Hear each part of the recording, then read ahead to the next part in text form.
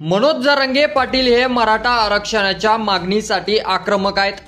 मुंबईत आंदोलन करण्यासाठी ते निघाले आहेत। मराठ्यांना सरसकट कुंभी प्रमाणपत्र द्यावे ही त्यांची प्रमुख मागणी आहे।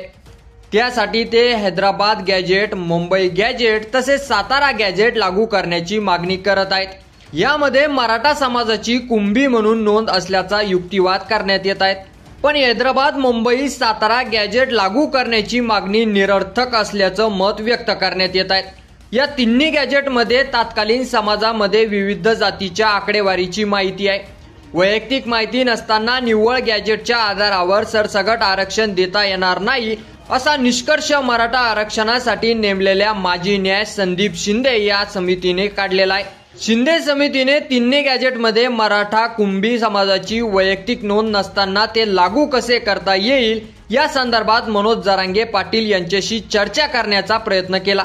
त्यासाठी ते छत्रपती संभाजीनगरला देखील गेले होते। त्यासोबतच त्यांनी जरांगे पाटील यांच्याशी चर्चेसाठी वेळ देखील मागितला होता। मात्र जरांगे पाटील हे समितीला भेटलेच नाही। समितीने हैदराबाद गॅजेटचा अभ्यास करण्यासाठी तेलंगणा दौरा केला होता। कागदपत्रे स्कॅन करून तेथील सरकारने समितीला दिले होते। मात्र तेथील गॅजेटमध्ये आणि कागदपत्रांमध्ये वैयक्तिक माहिती आढळली नाही। दरम्यान या तिन्ही गॅजेटचा अभ्यास सुरू असल्याची माहिती मराठा समितीचे अध्यक्ष राधाकृष्ण विखे पाटील यांनी दिलेली आहे। त्यामुळे मराठा उपसमितीचे अध्यक्ष राधाकृष्ण विखे पाटील यांनी सांगितले की शिंदे समितीला 6 महिन्याची मुदतवाढ देण्यात आलेली आहे।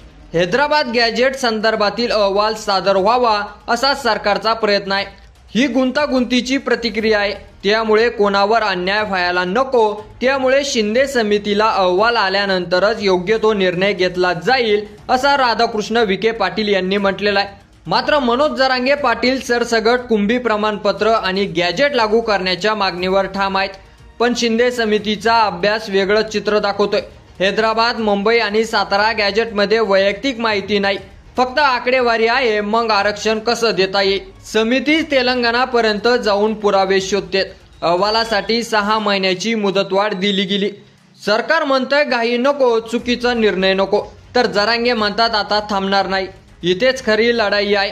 एका बाजूला समाजाची आक्रमक मागणी, दुसऱ्या बाजूला कायदा आणि पुराव्याची गुंतागुंती। या संघर्षाचा निकाल काय लागणार? मराठा समाजाला न्याय मिळणार की पुन्हा एकदा तारीखवर तारीख दिली जाणार? याचं उत्तर येणारा काळच देईल। की यावर तुमचं मत आपल्या कमेंट बॉक्समध्ये लिहायला अजिबात विसरू नका। आणि असेच नवीन व्हिडिओ पाहत राहण्यासाठी आपल्या मराठी एल्गार या यूट्यूब चॅनलला सबस्क्राईब करा। धन्यवाद।